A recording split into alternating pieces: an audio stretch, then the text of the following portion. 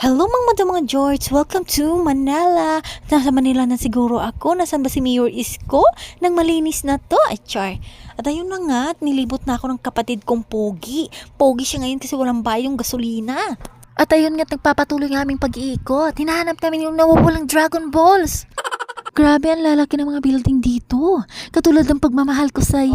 At ito nga pala yung tinatawag nilang Anda Monument. At tinatawag din nilang Rotunda Anda. At isang roundabout border ng Intramuros. Port area sa gitna ng Manila. Diba? Alam ko yun. Ito nga pala yung historic wall ng Manila. Built by the Spanish in 1571. At andito din yung Minor Basilica, Metropolitan Cathedral in Immaculate Conception. Ma-amaze ka talaga dito sa Intramuros. Having destroyed earthquake and fire, pero bakod kaayo. Nga pala yung Bureau of the Treasury na Intramuros is the first Philippine Congress. At ito na nga't natignan natin ang malapitan. Grabe, ang ganda talaga. Amazing! Wala akong masabi. Pero nakadami na.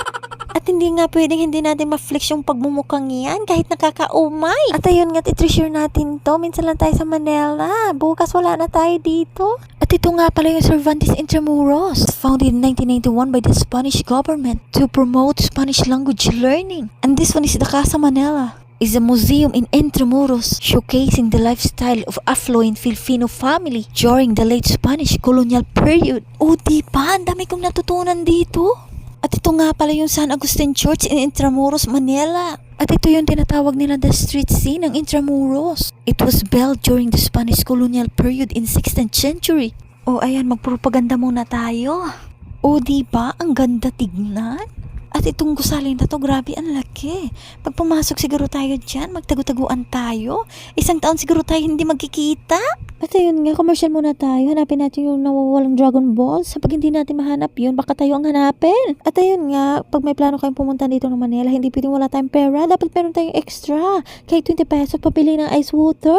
At ayun nga yung kapatid kong Pogi. At ayun na nga, nandito tayo sa Manila Bay Walk. At sinisipon na nga ako kaka-voice over. At ayun nga, tingin-tingin lang tayo dito.